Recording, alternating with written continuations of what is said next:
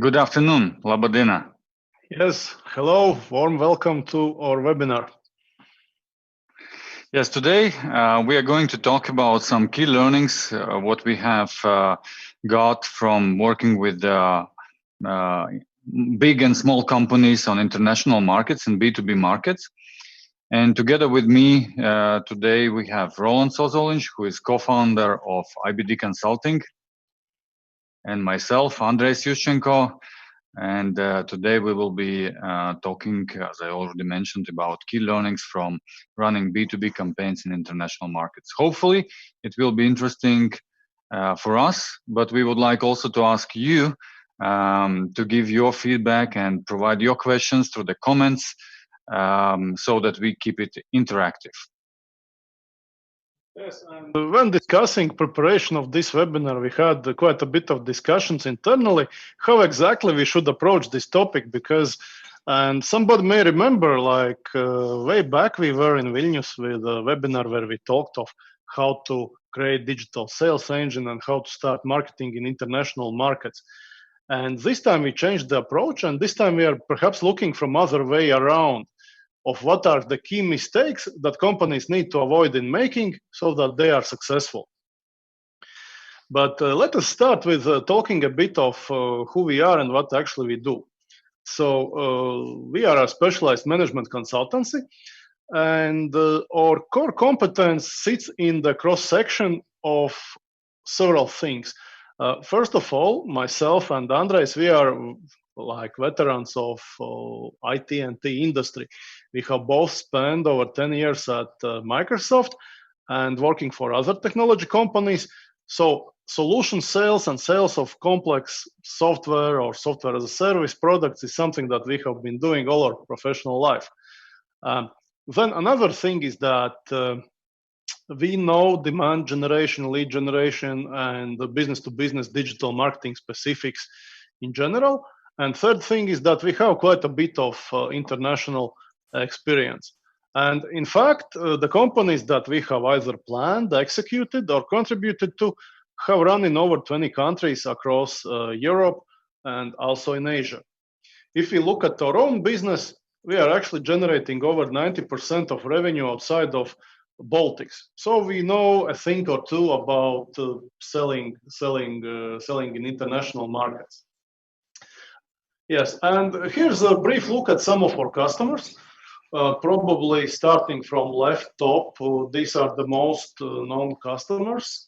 Microsoft, also holding, is part of our customers and other companies. Some of these may be known, some of them not, because they are either operating in their niche or in foreign markets. Yes, and today, as Roland already said, we thought that we need to share maybe our key insights or findings from working with these customers and many others. And we decided to focus on six key kind of problems we are facing or we see our customers are facing when they are working with expanding their lead acquisition or customer acquisition in B2B international markets.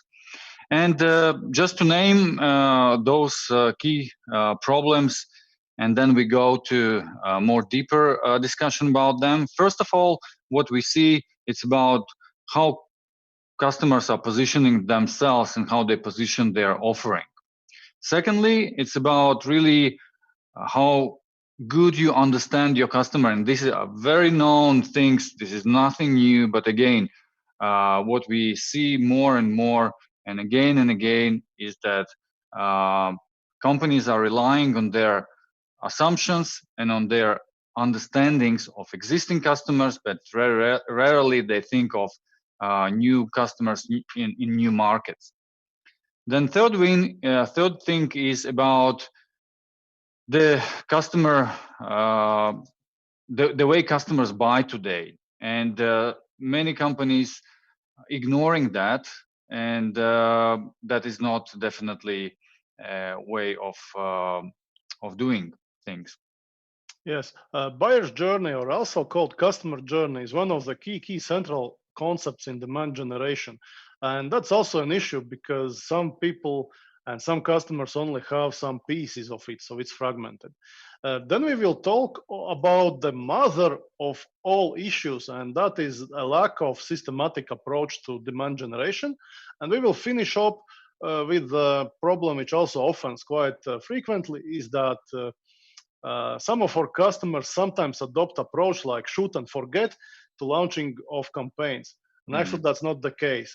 A campaign launch is only a start of a rather long and difficult process of optimizing performance, managing sales pipeline, and doing other things which are necessary to close the new deals.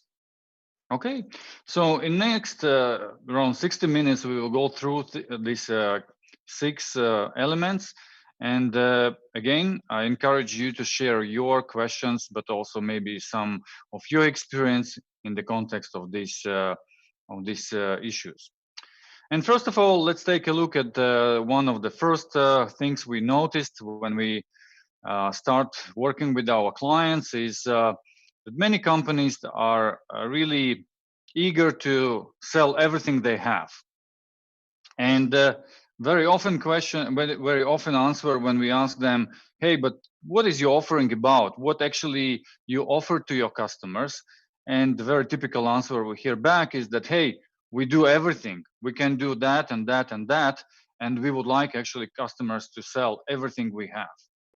Yes, quite often it's a very difficult temptation to resist. And actually, if you look at international markets, you need to be specialist in some area, and you need to really choose your focus quite well. And if you are making some kind of a marketing campaign, you need to have one single, very clear offer that you are communicating. And for the reason why customers are often communicating more than one offer or doing other ways to confuse the customer is because, first of all, they're concerned, but what if customer would ultimately buy something else? Or what if we don't mention this and that product? Maybe our colleagues will be offended, and so on. So our advice actually is to have very, very clear focus and very clear positioning. And if we talk about positioning, then companies basically have to be very clear about something like 5 things. And first of all, what exactly is offered? What's the name of offering? Second is, what is the category of offering? Is it a CRM? Is it ERP? Is it document managing system? Is it cat, dog, or maybe it's a bat? Then you need to be very clear who your buyers are, or who are the customers to whom your offering is targeted. Then, of course, extremely important is to be very clear about the specific problem or specific set of problems that your product can solve.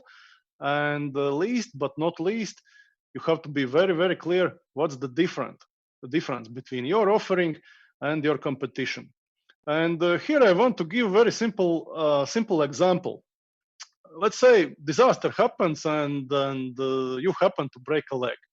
Would you go to a general practitioner, meaning general doctor or family doctor, or you will go to a doctor who's handling traumas? Basically, I don't know English correct name, but basically traumatologist, right? You probably will go to traumatologist. And that's also the case in international markets. If you are able to specialize and if you are able to reduce your offering down to something that you are really, really good with, you will have much easier time to market and much easier time to sell.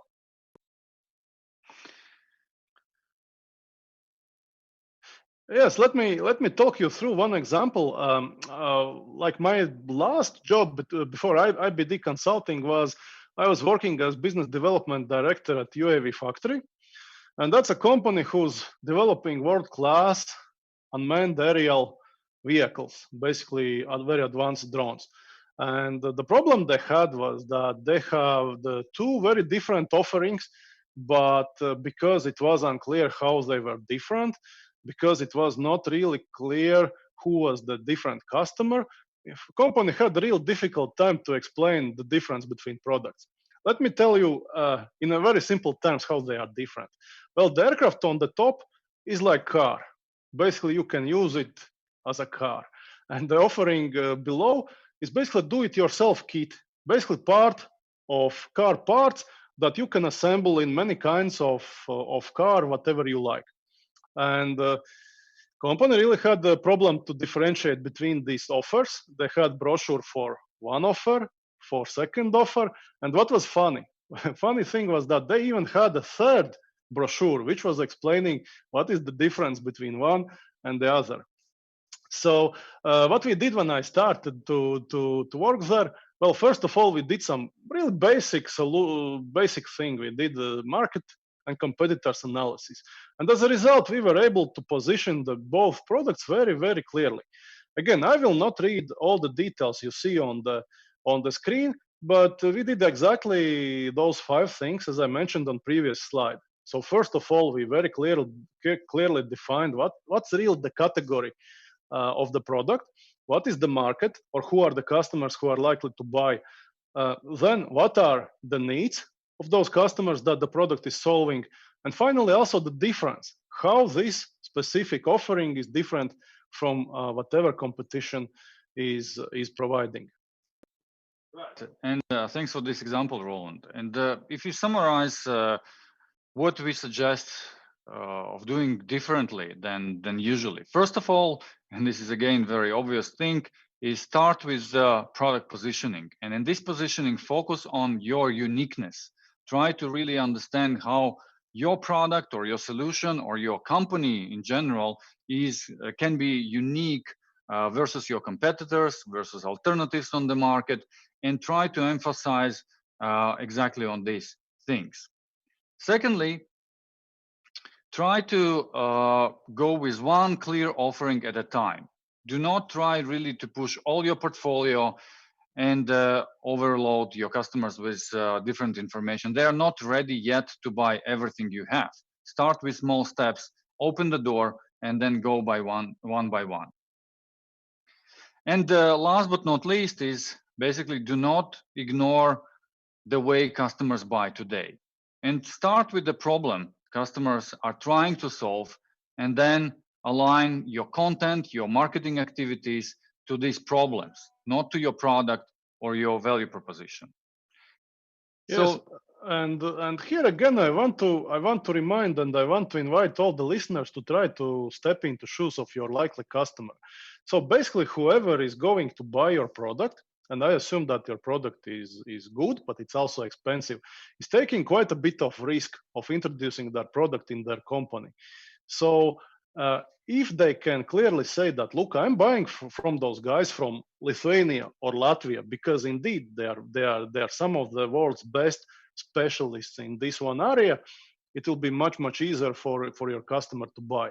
So always think about the niche, always think about how you are special, how you are specialized, and it will help a great deal. Right. But another important thing to remember is really who are your customers. And again, probably you know already your customers and you work with them a lot. But what we see still that many companies thinking of new markets, entering new areas, they somehow forget to really run some activities related to understanding who are these customers and how they are different from customers we are dealing today.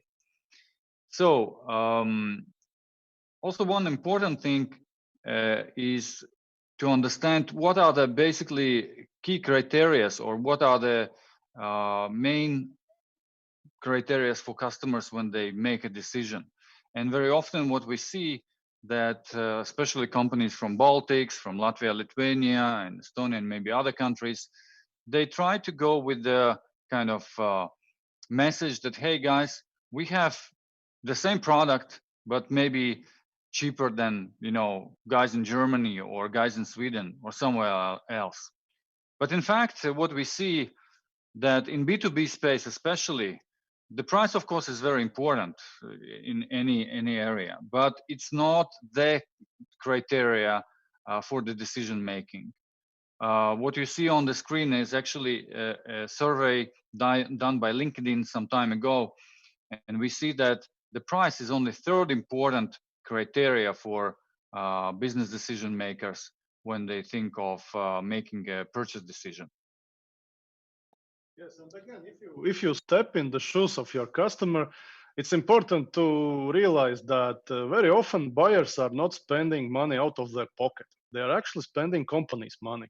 And for them, for their own career growth and professional development, it's much more important to have solution that they know have proper support, that has the right warranty, that will be supported by the seller, etc., than the price of it.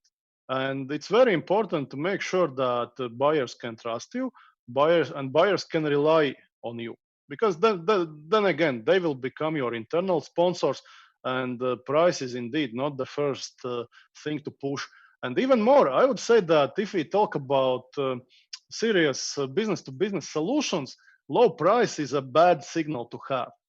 Because if you are a buyer and suddenly you have an offering with suspiciously cheap price, you would start thinking, okay, but why this product is so cheap? Perhaps it's of a poor quality. Perhaps guys have been assembling this high-end gadget in their garage. Perhaps I would be the first and the only customer, and so on. So again, beware of low price. And in case of doubt, I would even recommend and suggest to increase your price rather than decrease. Yeah, another quite interesting fact is also very often we hear from our customers that, hey, I'm not going to use Facebook. There are no my customers in the Facebook. They're not using Facebook. They're not using internet. They are very kind of traditional and so on and so forth. But in fact, what again other surveys shows us that in B2B space, people are using internet for gathering information, from building their knowledge, for understanding the problem, and also looking for the solution. And that's a very, very important signal for you when you plan how to reach out customers and how to actually build this connection with them and build the trust to consider. Okay, so probably you have heard also of such a term like as a buyer's persona. And that is the approach we usually use, and I'm sure that many of you are also using to describe who is your buyer. And in B2B space, what we know also that there is no one single person who makes a decision. There are different people in different stages of the purchase process will be involved into the decision making for one or another solution. And that is important to remember. And also when you're thinking of your buyers or buyers personas, please try to also create these personas for key decision makers who will be influencing the decision about purchasing your product or solution. Yes, this buyer's persona framework is really handy. You're putting Roland, you're muted. Sorry for that. This buyer's persona framework is really handy to really put a face and even a name on your customer and describe them according to many criteria. And this serves quite a lot of purposes. First of all, it allows internally to communicate who exactly are the persons that you are serving, who are your customers. And it's not only helpful for marketing or salespeople, but also for support, also for finance, and also for many other functions of your company. Second thing, once you have this profile ready, it becomes extremely easy to communicate with external collaborators. Let's say you need somebody to write a blog. So, and if you have tried to order somebody writing a blog or do some other creative work for you, you know that they are often asking, okay, but who's the audience? Whom I'm trying to target with these materials? And here again, then these kind of profiles come very handily. And here is an example. It's not too detailed one, but that was for one campaign which we were planning for Russian market, and the product was a laboratory management system, which allows to streamline all the workflow with tests, processing, results, etc. And then we even did quite a bit of customer interviews just to have some kind of clarity and hear it from customers themselves what are their attitudes towards the product, what's important for them, what's their role in organization, how the typical day looks like, what's their expected objections, etc., etc. And funny thing is that if you have a picture and if you have a name for your customer, like here in this case we have Ludmila, it also becomes quite easy to communicate internally. You can ask questions, okay, but if we put up this kind of blog, how would Ludmila react, or would Ludmila read it, or if we are if we are considering attending trade show, would Ludmila be there, and things like that. It's a bit tricky, but it indeed helps internally. Yes, absolutely. So if it's again just summarize, okay, what would be a recommended approach and what you maybe need to consider doing differently. First of all, really invest your time and do some research about your buyers. Despite even the fact that you might know your existing customers, please invest time into understanding your potentially new customers. The best way, what we see, is to conduct an interviews. And it was so great to get real insights in terms of how customers actually even name the product or an offer, what terminology they use, how do they gather information, what sources of information they use for making decisions, and so on and so forth. So you really get a lot of insights if you do these interviews, and you don't need to run like thousands or hundreds of interviews. It's totally enough to have maybe few of them, but it will give you at least an opportunity to really get real market insights and use them in the campaign when you go out. Secondly, if you don't have maybe opportunity to reach out to your potential customers or existing customers, talk to your salespeople. And we see many cases where marketing and sales organizations are not well connected, but this is exactly the time when you need to be working jointly very closely. The same with the support specialists. Actually, support people, what we see, know probably the most of your customers, and they actually can provide you a lot of interesting and valuable insights about what customers care about, what type of problems they are facing, how they would like these problems to be solved, what language do they use to describe these problems, and so on and so forth. And then also remember that purchase decision in B2B space is quite a complex thing, and normally there are more than 5 persons involved. So you need to think of who are these different roles which are involved in the purchase process, and ideally you should also profile them all and think whether it's worth to create some content specifically for those roles. And when you are getting to creating content, again, always think who's going to be the reader, or who's going to be the one who watches the videos you create, and always try to make this content as personal as possible. So one size fits all solution really doesn't work here, because you see, with your content you have to capture attention of your likely customers, and you only have few seconds. So you better target it very, very precisely to exact person that is your buyer. Yeah, and again, coming back to this knowing your customer, one of the aspects you need to kind of know about your customers, what are the top questions they have in mind related to your solution or related to your problem you are solving. And that should be used also for creating your content. Because if you go with very generic content, you will face a significant competition out there, because there are already tons of different companies providing basically content about the same. Very hard to find something unique about topics which are not new, right? So think about this, and more precisely you will be with your problem statements and questions. Better quality content you will be able to offer, and obviously you will be getting trust from your potential customers, because they will see in your eyes basically in your face basically the specialist who is competent, who understands their situation, and who capable of providing something valuable to them.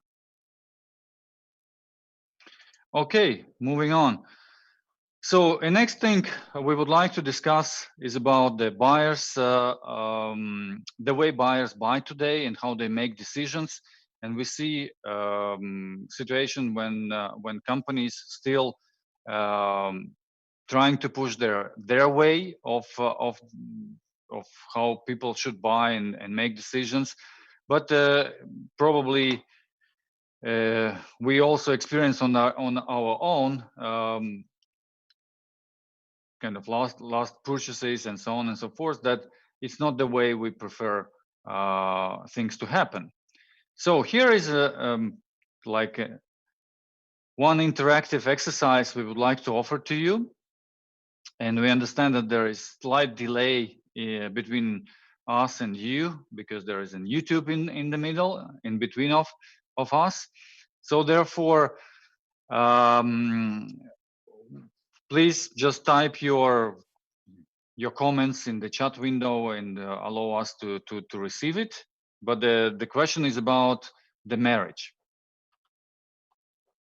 Yes, so basically, marriage is one of the most significant decisions people make in their life.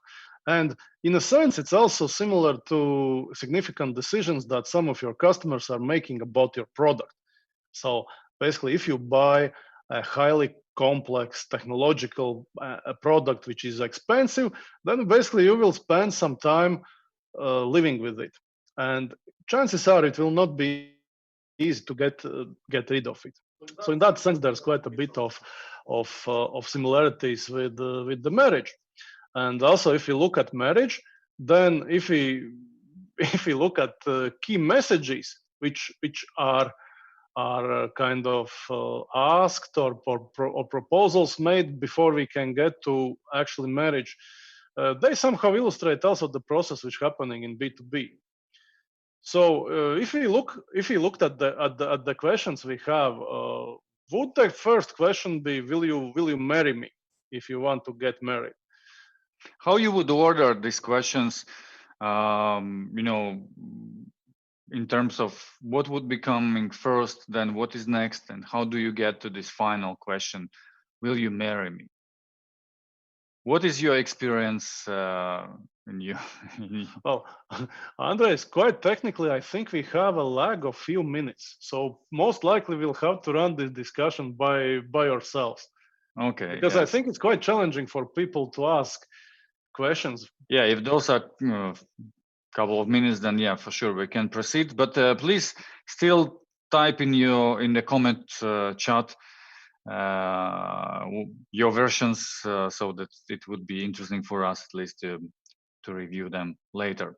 But yes, so Roland, maybe we can do this dialogue between two of us.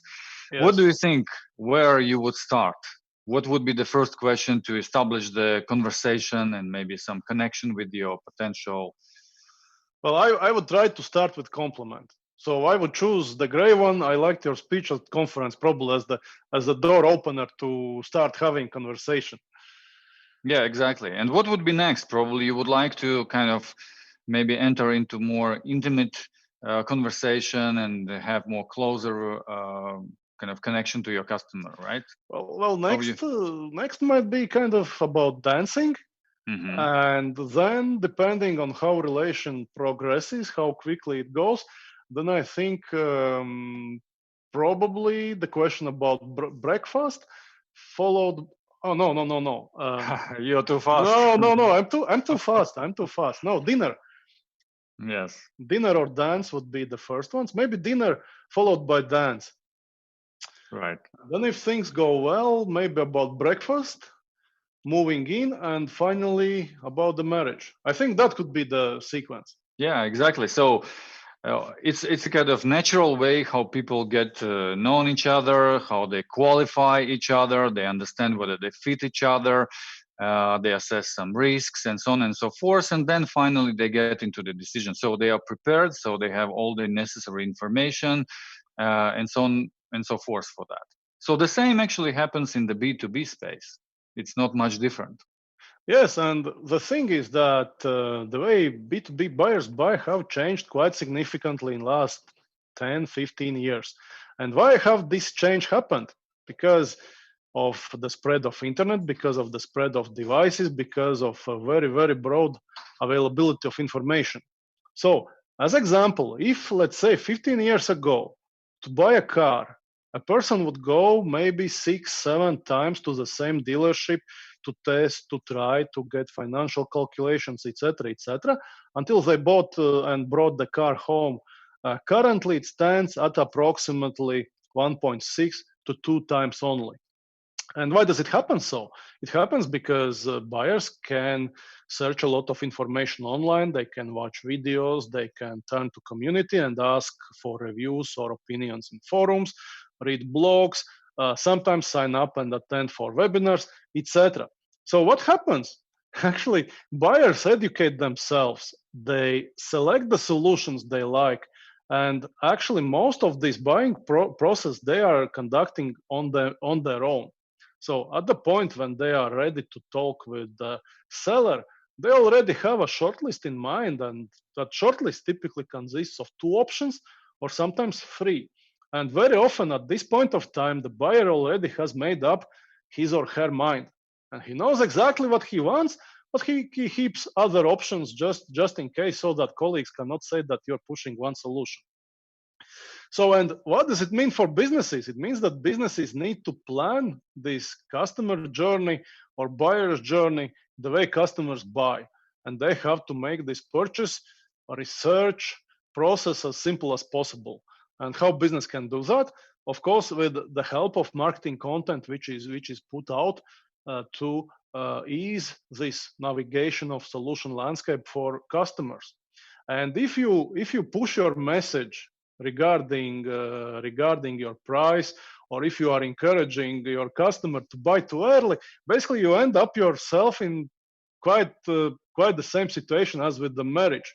If you go out and you ask person to marry, will you marry me? You're stupid. So somewhat the same similarities are with business to business purchases. And buyer's journey here now on the screen is very convenient tool to try to model and plan this purchase process. And if you look at the very end of purchase process, so basically a customer is questioning, will this solution fit? Can I trust this company? Can I really pay the money?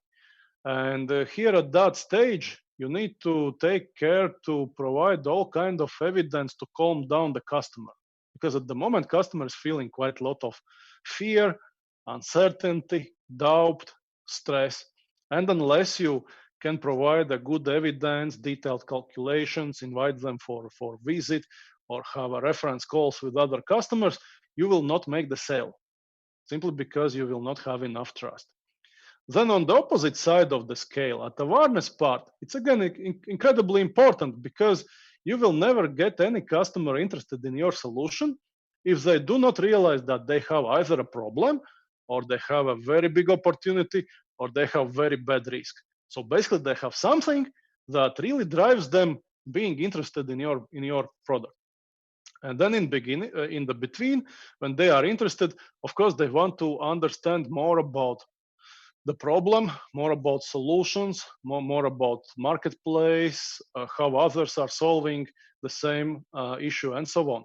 And here on the bottom of slide, we have as an example content types which can be used in each phase. So again, if we start from the end at the phase of consideration, things like product test, trials, cost calculations, demonstration, all these are right things to use. In beginning, it's in the middle, it's important to explain what are the differences between products. Here, expert opinions such as Gartner, Forrester, IDC, and others play a role.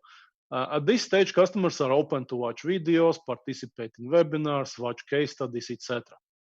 And regarding awareness, then you use things like blogs, ebooks, again, some publications, industry studies, etc.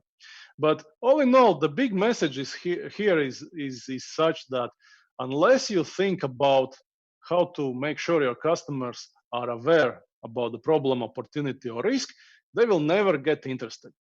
And unless they are interested, of course, it will be quite difficult to sell to them.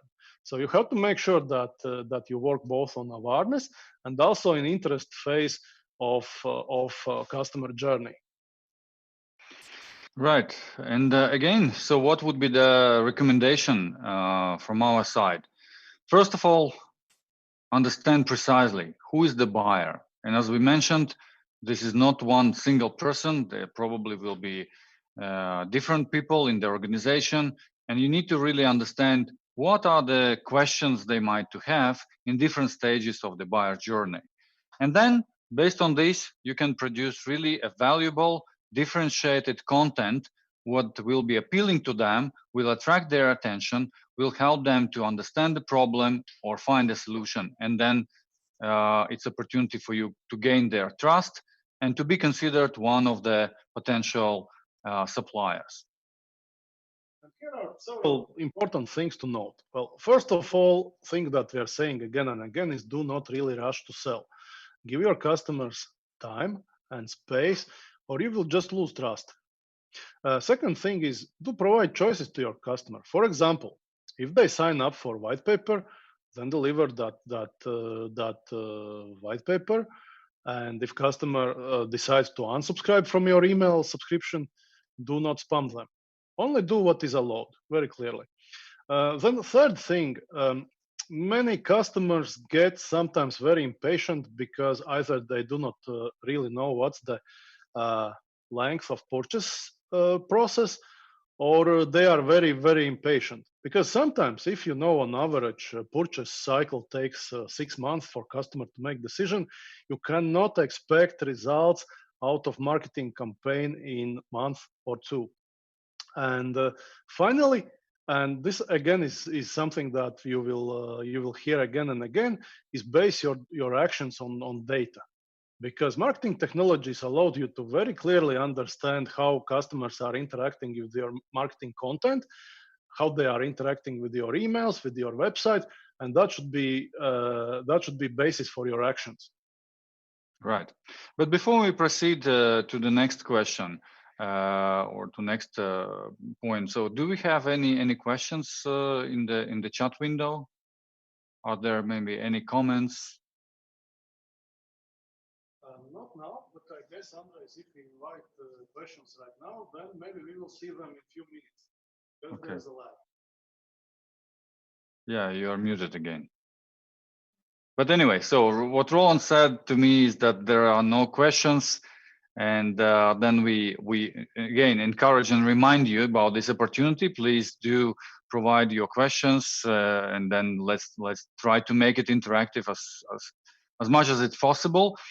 But again, considering the delay between us, we probably proceed to the next section of our presentation. It's about buyer journey. And then if questions appears, we will be then returning back to them, and we'll try to answer. All so, right. Yeah. Yes. So now, just a couple of minutes ago, we talked about what the buyer journey is.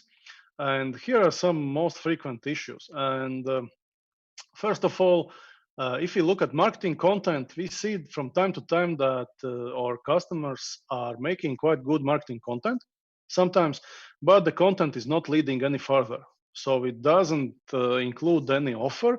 It doesn't include some invitation for the logical next step. And sometimes it also doesn't have any follow-up. Then we also have seen that sometimes customers only take care of some part of the buyer's journey. As example, in Moscow, we had a customer who has invested quite a bit of efforts to do assessment of customer security situation. That was an online campaign, and they ended up quite successfully. They had a few hundreds of end customers who have completed security assessment, and obviously who needed some kind of security solutions. But for some reason they stopped there, and they haven't planned for some kind of a next action or the offer or any other next step.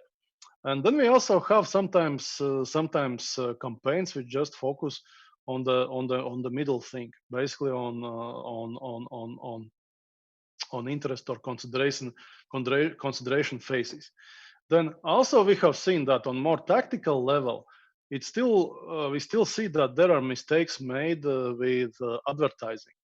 And if you are, let's say, using Facebook to drive registrations for your white paper, it's a great tool. But you really need to set it up in such a way that it's optimized for conversions, not for website visits, because otherwise because Facebook is doing exactly what you say. If you say Facebook, I want more website visits, you get thousands of visits, but chances are you get like no conversions at all. And if you of course if you have configuration set up for conversions, then that's what you get.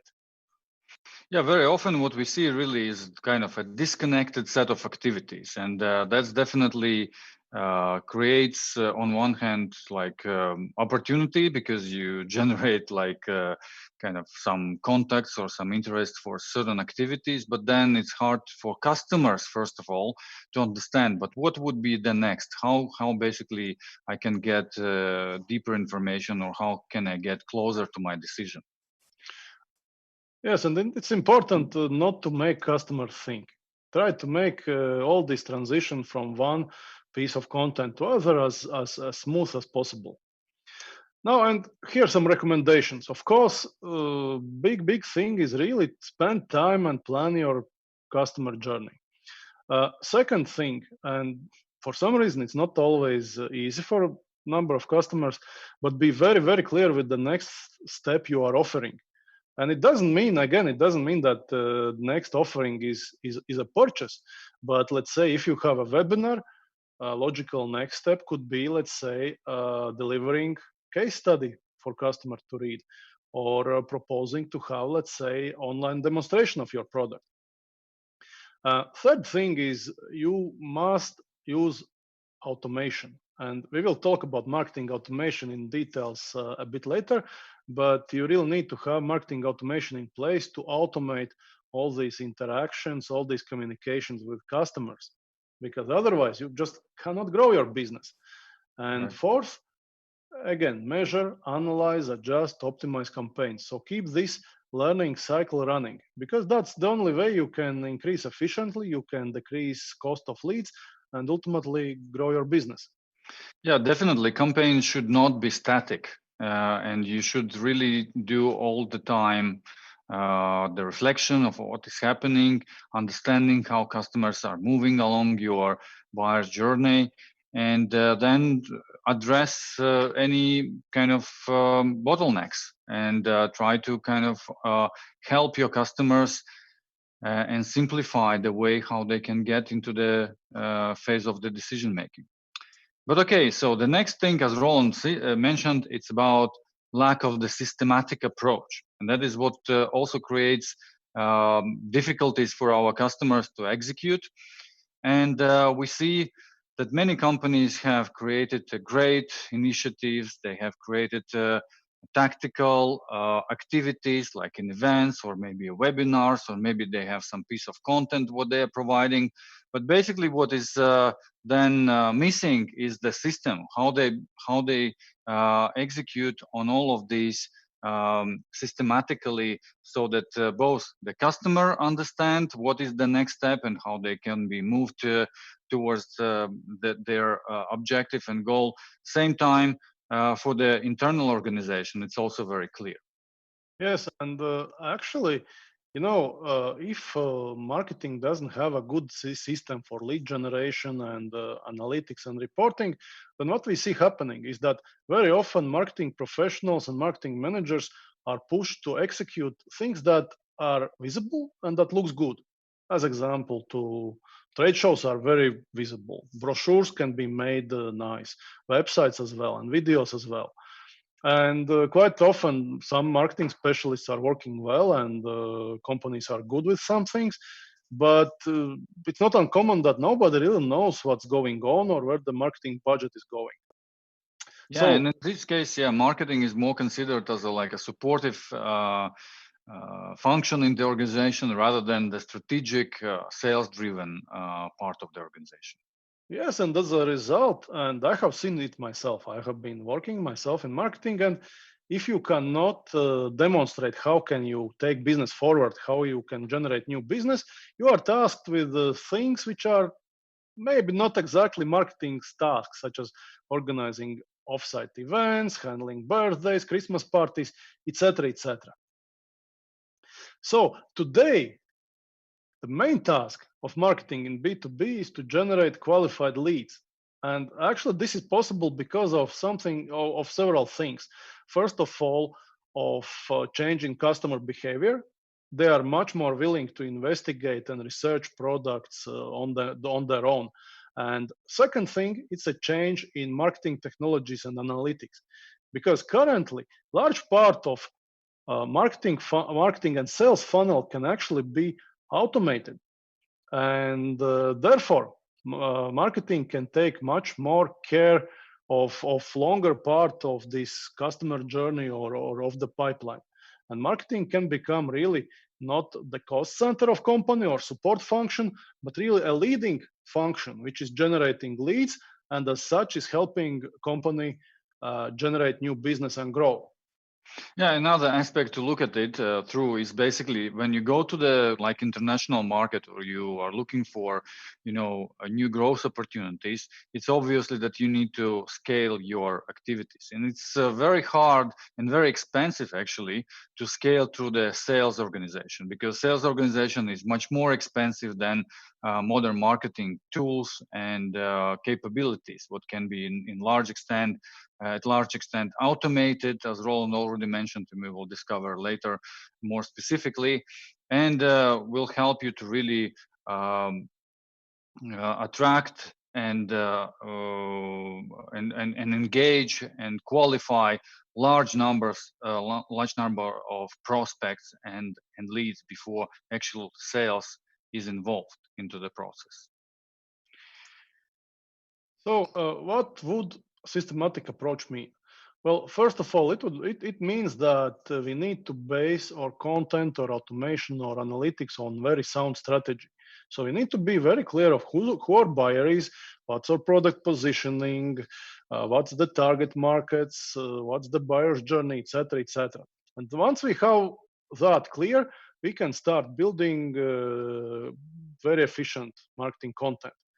Also, we need to have marketing automation in place. Again, we will talk about that a bit later. And third important element is analytics, because we need to get feedback all the time of how well campaign is going. Yes, here we have a illustration of how the digital sales engine could look like. Of course, it's a very simplified version of it, but the key components are here. First of all, we need to have a deep understanding of customer needs, their questions, their language they speak, to create right content and attract their attention. As soon as we manage to attract their attention, we have to provide something valuable to them. And this something valuable can be any piece of content answering these questions, helping them in solving their problem at this point of time, regardless to who they are. And then as soon as we are getting their contact information, we can already know them. We understand who they are, from which organization they come, what the position they hold, and so on and so forth. So we can, based on this information, engage with these customers with some additional pieces of content and help them to navigate through different aspects of the problem, of the solution, and then also to collect additional details about them. So for instance, whether they have a purchase power, whether they have a budget allocated for this solution, when they are going to have a project. And then through these criteria, both demographic criteria and purchase criteria, we can qualify them and understand whether this is the lead or this is still a prospect and needs to be nurtured further. As soon as the lead is identified based on their demographic information and some interaction with our content, we can pass it to the sales team, which can be then focused only to high quality leads and drive sales conversations and convert these leads to the sales leads and to the pipeline.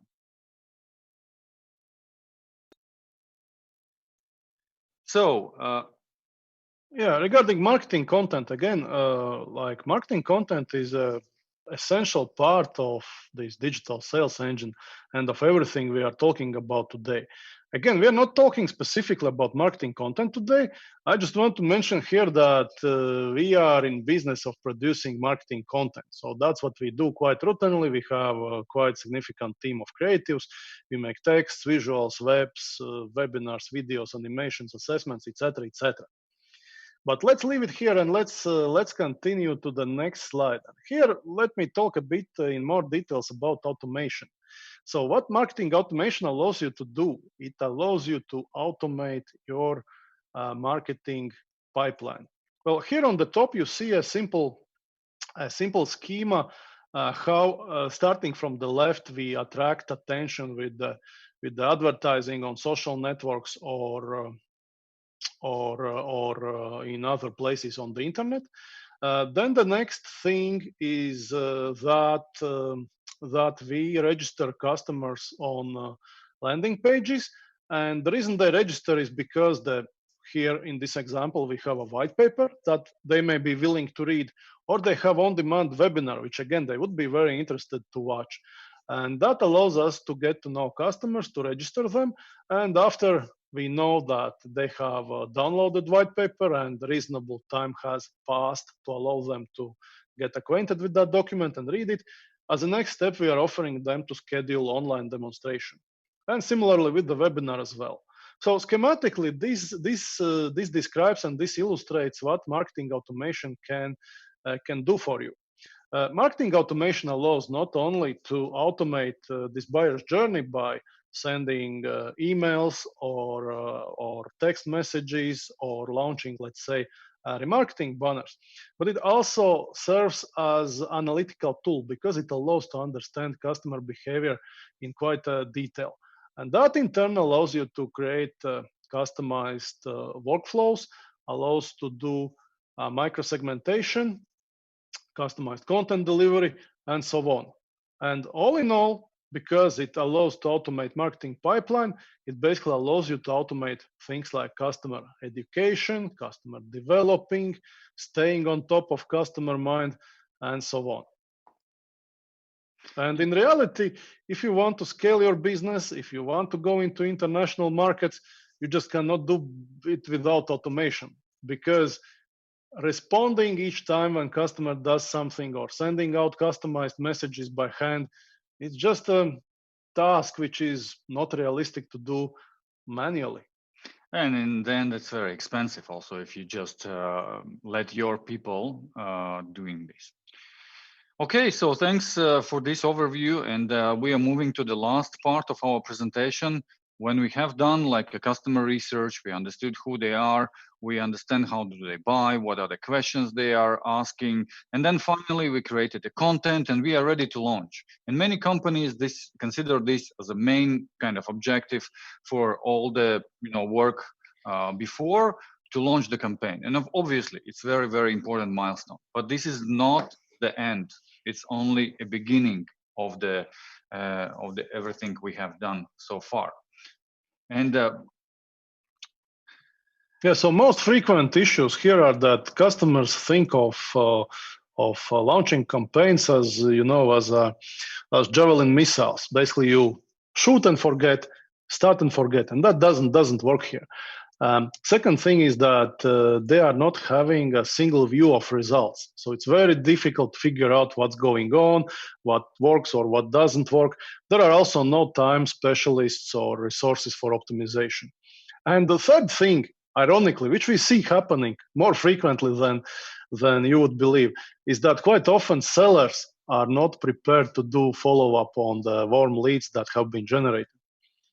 Yeah, it's very, very kind of common issue and very important issue, because if leads are not timely followed up, so it's a waste of money, waste of resources you invested. Yes, and in our experience, like well set up campaign can generate a number of leads per day. So it's probably maybe as many as let's say 20, 30 leads to follow up per week. So sellers need to be ready and need to be able to do it. Now, previously we talked about how the system looks like, but the system actually needs to be extended. And this means that it shouldn't rely only on the strategy part, but also execution part is very, very important. Based on analytics, it has to include quite a lot of optimization activities, and it also has to include some level of sales management. Obviously, it's best not for marketing to try to manage sales, right? But you need to include in these discussions sales from the start. It is best to include also senior executives from your company, so that even in the planning stage, some kind of care is about sales management, so that sales organization is ready to take leads, do the follow-up, and ultimately sell and act upon those leads and opportunities which marketing is generating.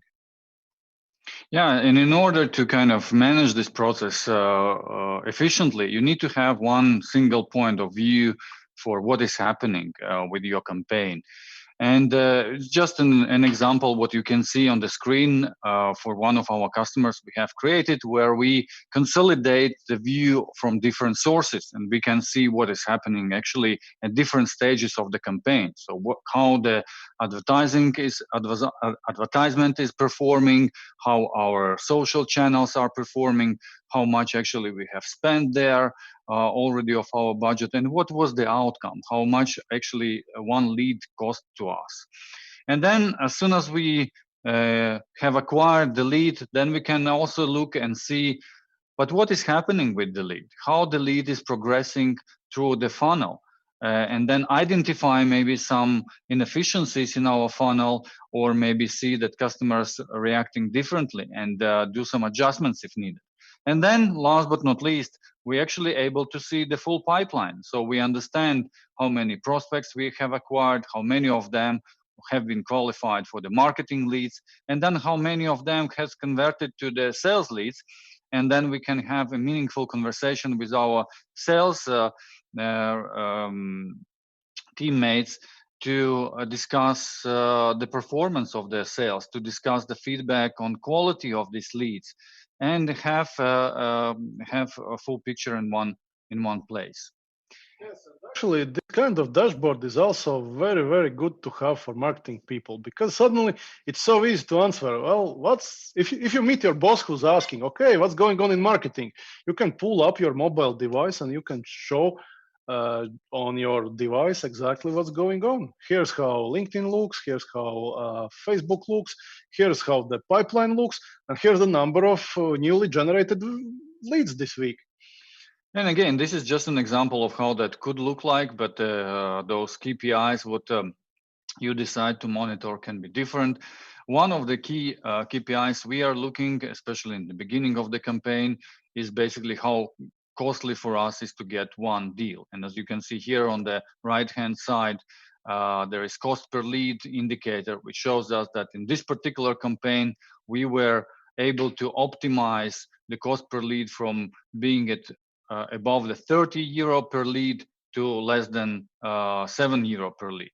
And this is a great achievement. And if you look again from the marketing perspective, this is exactly how you need to measure, or one of the ways how to measure your impact, because then you have been able to optimize the campaign for the better result.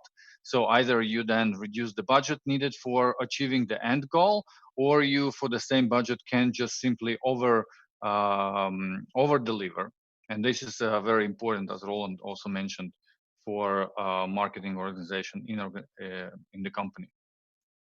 Okay, so just to summarize, maybe what would be the recommendation? Definitely try to invest, not try, but please invest time and build this analytical view.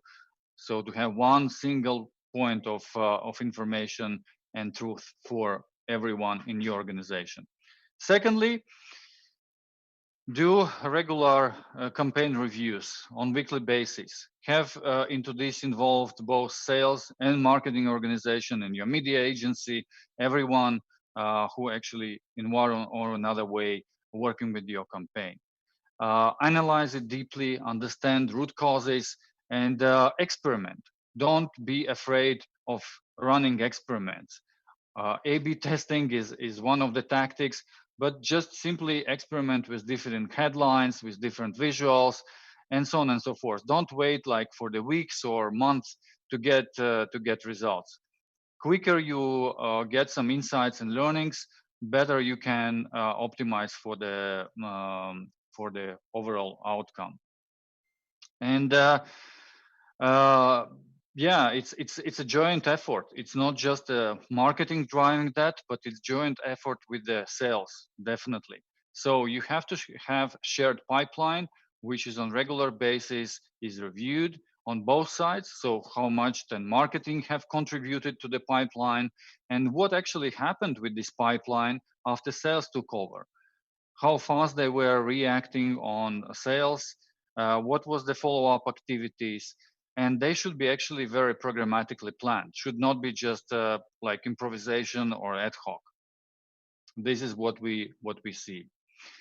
And last but not least, you have to have from the very beginning a clear definition what the outcome of this campaign is, what the lead is, and how do you qualify it?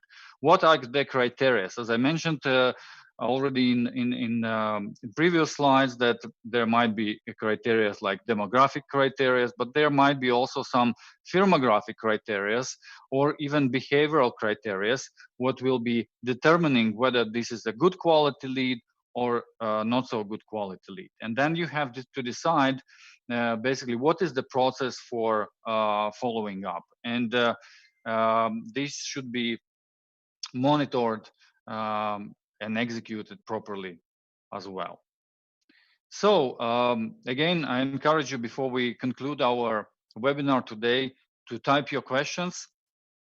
And we probably will have some minutes to answer them. But again, how to get to the system we just discussed. So from our side, based on the projects we have executed, we have came up to the model which consists of several elements. First of all, we usually take really deeper look on what is happening on the competition side, and we are not talking about like comparing products or comparing business models or anything like that. This is also very needed as well, but we are talking about the digital activities of our competitors. What are they doing? What is working well for them and what is not working for them? And these insights can be then used for planning our activities. The same, we need to look at the buyers, who they are and what they care about, and so on and so forth. We already discussed that during today. And then we have so-called a strategy framework for B2B go-to-market campaigns, which consist of these elements, what you can see on the screen. Not necessarily you need to go through all of them, because many of these elements may be already ready and you have developed them. But if not, this is something definitely to look at. And I will not go through all of them here, but you can see on the screen, this consists of the customer part, of your product positioning, scenarios, buyers personas, buyers journey, and then which is helping you to understand what content needs to be developed, which channels needs to be used to engage your customers, and then finally to build this marketing and sales funnel, what we just discussed in last part of our conversation. So that was our content we would like to present to you today and share with you. And again, I'm looking forward to hear your comments or questions. But meanwhile, we also would like to offer you an opportunity to talk to us. And therefore, we have this offer on the screen about a 30-minute consultation for free. If any of you is working in B2B market and has a already finished product and looking for opportunities to maybe expand to new channels, to new markets, to new segments, that is exactly what we usually do, and this is where our competence is. So if you are interested and you have really a specific question to ask or to discuss, please write us at info@ibdconsulting.com. And then we will come back to you with a few qualification questions just for us to understand how we can help and if at all. And then we agree on time for a call, and then we have a call and we discuss, and hopefully you will get some good learnings and good recommendations from us about your situation and how to improve that. So by that, I would like to thank you for your attention. And if you have any questions, I don't know if you guys can help me to see if there are any questions in the comments, that would be good. Mm-hmm. Yes, please, if you could, because I'm sharing my screen. I don't see at YouTube, unfortunately.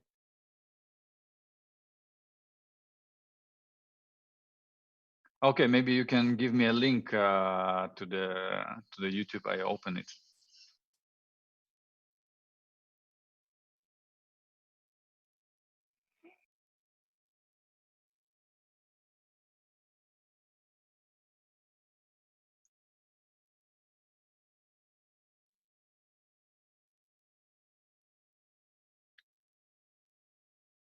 So, did you paste a link already, or? Ah, okay.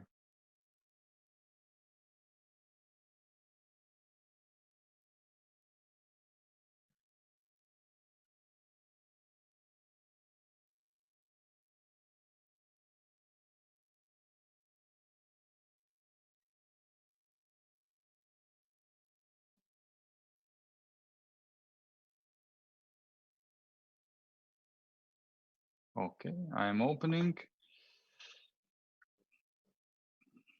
Okay.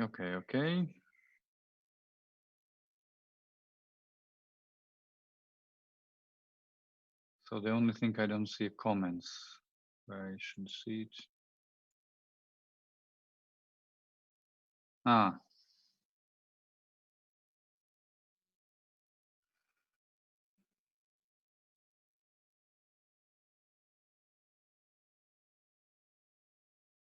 So the last I see a question from Wilma. Please explain the aspect of internationally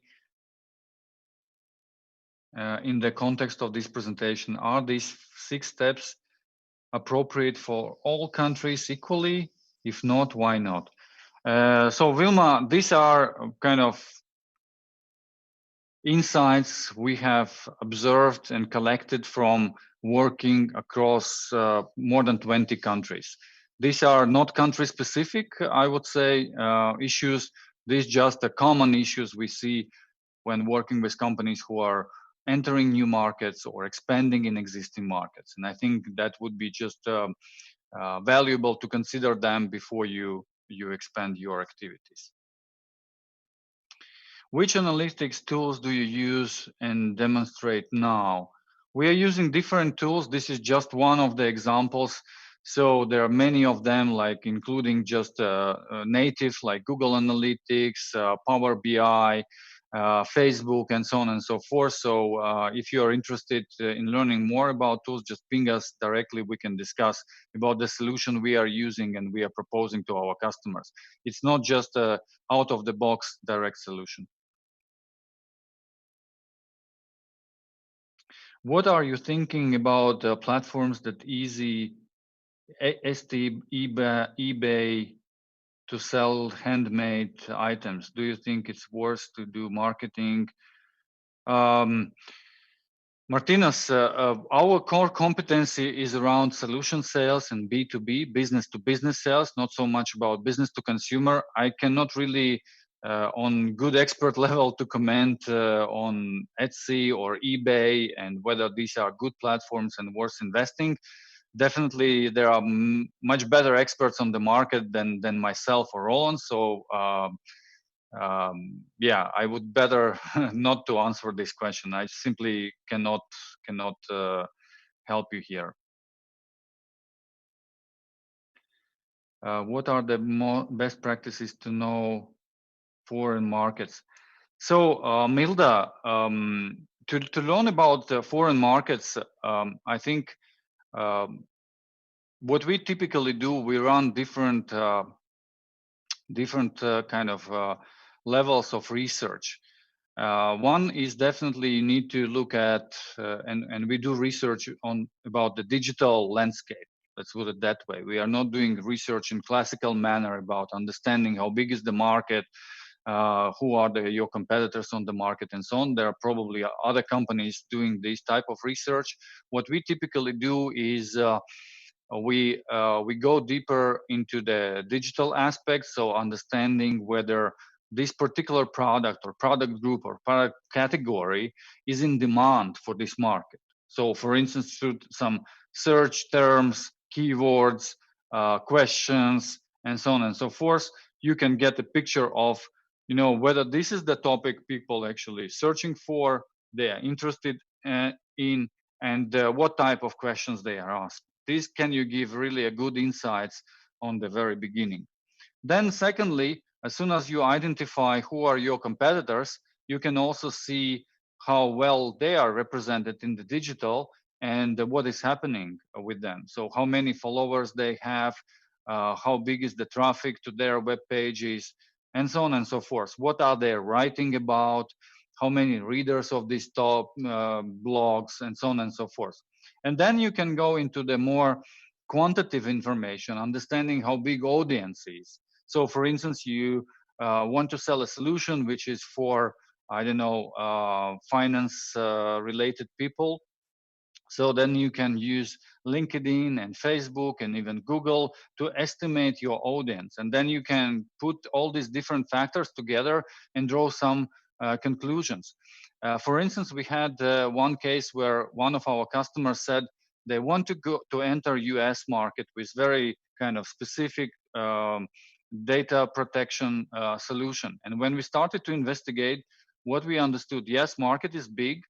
The topic is very relevant and highly rated, but same time, what we saw that there are so many different competitors on the market, and the one cost per one click is so high that it will be very, very difficult for the budget customer have allocated to really reach results what were planned.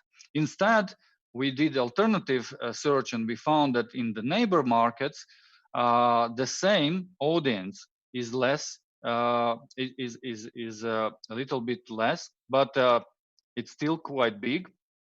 Same time, competition is lower, and the cost per one click, or potentially even per one lead, is times lower. So, which made us to propose basically switching from US market to some other market, and actually have even better results than in US. This type of research we do, and this type of kind of information where we are collecting for our customers and ourselves. So what tools do you use for marketing automation? So we, Aiste, if I read your name correctly, thank you for your question. So we have in our portfolio different marketing automation platforms, and we have invested time in trying different of them. I can tell you that there is no one universal answer, just simply because there are platforms which are designed and developed more with mind of e-commerce and e-commerce specific needs, and such platforms like Sales Monago and some others, for instance, they are like focused on this type of things. And then we have some more enterprise or B2B oriented platforms, which again provides different capabilities. And we are particularly working with platforms like ActiveCampaign, HubSpot.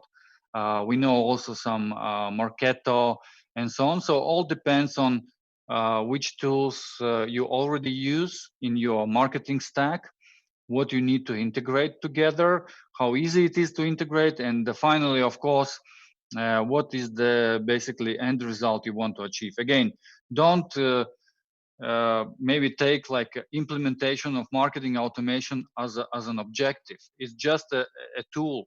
It's not. It should not be like your main goal. First of all, you need to understand what do you want to achieve. Why do you need to use marketing automation? What are the business scenarios for that? And then basically you can look for better fit for you. Again, if you have any particular question or you would be interested to see what we are offering, please just reach out to us and we can discuss.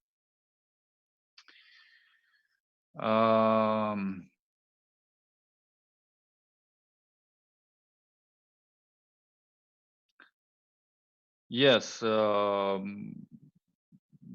How do we integrate, Martinez? So we are using a special set of technologies.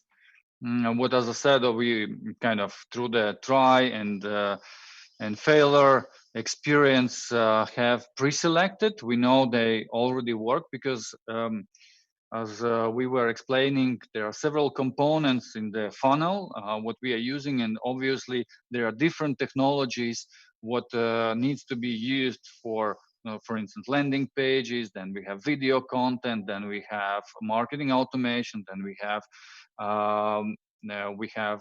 analytics, and then there is a API or integration layer what we are also using to connect them all. So yes, if you kind of more interested, just ping us and let's discuss. We have pre-selected tools what we are using, but probably there are other alternatives available on the market.